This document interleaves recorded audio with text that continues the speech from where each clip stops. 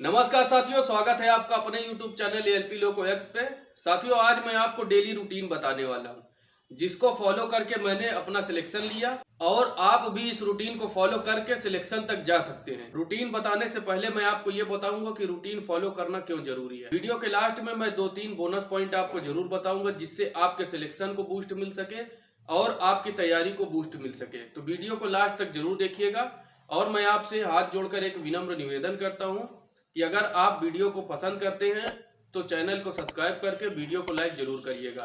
आप लोग वीडियो देखते हैं और चैनल को सब्सक्राइब नहीं करते हैं, तो प्लीज चैनल को सब्सक्राइब कर लीजिएगा, और जिससे कि हमें मोटिवेशन मिलता है। तो साथियों, मैं बताता हूं कि रूटीन क्यों फॉलो करना जरूरी है। जब हम कोई भी तैयारी करते हैं, चाहे वो आईएएस लेवल की हो या फिर ग्रुप डी की लेवल की हो, तो उसमें कंसिस्टेंसी होना बहुत जरूरी है। कंसिस्टेंसी से क्या होता है कि आप लगातार उसी काम को करते रहते हैं, तो आपके दिमाग को वो पता चल जाता है कि आप क्या कर रहे हैं और किस तरीके से कर रहे हैं। तो आपका दिमाग कभी भी, जैसे कि आप एक दिन नहीं पढ़ पाते हैं, 2 दिन नहीं पढ़ते हैं, और एग्जाम टाइम में भी अगर एक आध दिन आपसे गैप हो जाता है, तो आपका दिमाग वहां पर स्थिर रहता है। कहने का मतलब यह है कि जब आप एग्जाम में जाते हैं, आपका जो कंसिस्टेंट दिमाग है वो आपके सबकॉन्शियस माइंड में आपके मेमोरी स्टोर रहता है, जिससे कि आप एग्जाम में अच्छा परफॉर्म कर पाते हैं। तो मैं आपको बताता हूं कि डेली रूटीन किस तरीके से फॉलो करना है। मैं साथियों रूटीन वही बताऊंगा जो आपके सिलेक्शन तक ले जाए।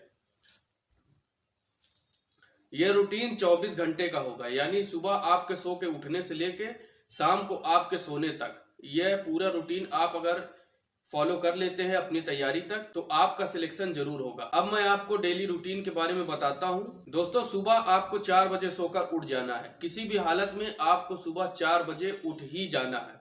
और उठने के बाद सबसे पहले आप अपना मोबाइल नहीं छुएंगे, ना ही कोई डिजिटल चीज छुएंगे, जिससे कि आपके आंखों से लेकर आपके ब्रेन तक गलत सिग्नल जाए। अगर आप गर्म पानी पीते हैं तो गर्म पानी पीजिए, या फिर नॉर्मल पानी पीते हैं नॉर्मल पानी पीजिए। 4 से 4:30 के बीच में आपको फ्रेश होकर मंजन करके खाली हो जाना है। उसके बाद 4:30 से 5 बजे के बीच में आप थोड़ा सा मेडिटेशन कर लेंगे, योगा कर लेंगे, और हो सके तो थोड़ा सा लगभग 1 से 1.5 किलोमीटर रनिंग कर लीजिए। अब आप मेडिटेशन कर चुके हैं, योगा कर चुके हैं, अब आप 10 मिनट के अंदर नहा वहा के फ्रेश हो जाइए, और उसके बाद अब आप टेबल पर बैठ जाइए। 5 बजे से लेके 8 बजे तक, यानी 3 घंटे आपको रिवीजन करना है।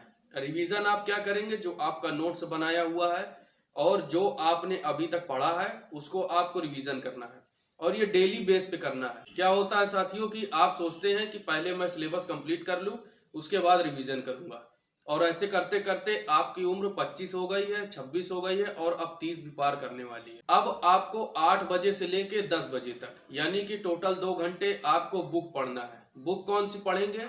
अगर आप रेलवे की तैयारी कर रहे हैं तो आपके पास साइंस होगी। साइंस की बुक 9th और 10th की होगी, एनसीईआरटी बेस्ड, उसको पढ़िए। और अगर आपको जीएस पढ़ना है तो उसको पढ़िए। कहने का मतलब यह है कि एक ऐसा सब्जेक्ट आप चुनिए जिसको आपको मेमोरी में स्टोर करना है, यानी कि याद करने वाली चीजें। उसको आप 8 से 10 यानी कि 2 घंटे जरूर पढ़ें। अब अगर आप रूम लेके रहते हैं तो 10 से 12 बजे के बीच में, यानी 2 घंटे में आपको खाना बनाकर, खाकर, बर्तन वगैरह साफ करके रख देना है। आप फिक्स कर लीजिए कि 2 घंटे में सिर्फ और सिर्फ आपको खाना बनाना है और खाना है, बर्तन साफ करना है। इस बीच आप ना तो मोबाइल छुएंगे और ना ही कोई वीडियो लगाकर देखेंगे। होता यह है कि आप सोचते हैं कि मैं पढ़ता भी रहूं और काम भी करता रहूं, तो आधा दिमाग आपका उधर रहता है और आधा दिमाग इधर रहता है, जिससे कि आपका वीडियो तो चलता रहता है लेकिन दिमाग में कुछ स्टोर नहीं हो पाता, और काम भी आपका स्लो हो जाता है। ऐसे करते करते आप 2 बजा देते हैं, 2:30 बजा देते हैं। तो ये गलत ट्रैप में न फंसिए, और उसके बाद फिर आप पढ़ने बैठ जाइए। अब 12 से 3 के बीच में आप नए चैप्टर को पढ़िए, मतलब नया सिलेबस में जो है उसको पढ़िए, और मैथ प्रैक्टिस करिए, रीजनिंग प्रैक्टिस करिए।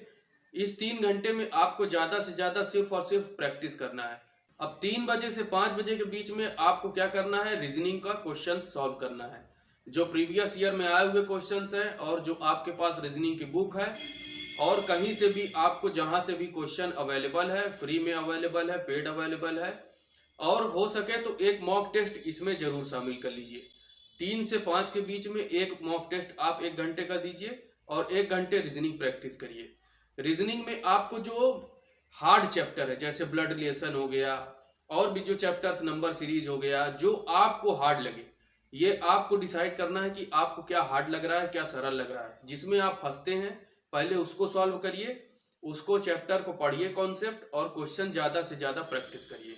अब 5 से 5:30 तक यानी आधे घंटे आप थोड़ा सा आराम कर लीजिए और आगे कैसे काम करना है इसके बारे में सोच लीजिए। आप क्या दिन भर पढ़े हैं यह आप अपना रिकॉल कर लीजिए आराम करते हुए कि हाँ मैंने आज ये पढ़ लिया है, अब मुझे कल ये रिवीजन करना है।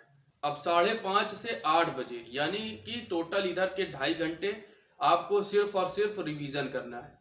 रिवीजन आप उसको करेंगे जो दिन भर आप पढ़े हुए हैं। जब आप इधर दिन भर जो पढ़े हैं उसको अभी रिवीजन कर लेंगे 2.5 घंटे, और उसके बाद सुबह फिर वही चीज को रिवीजन करना है। रिवीजन पर साथियों मैं जोर इसीलिए दे रहा हूं क्योंकि ज्यादा से ज्यादा जब आप रिवीजन करेंगे तो ज्यादा से ज्यादा आपके दिमाग में, आपके सबकॉन्शियस माइंड में चीजें स्टोर हो जाएंगी। अब शाम के 8 बजे से 10 बजे तक में आपको खाना वाना बना लेना है, खा पी के बर्तन वगैरह साफ करके रख देना है, और 10 बजे के बाद आपको पढ़ना नहीं है। आप कोशिश करिए कि 10 बजे सो जाइए।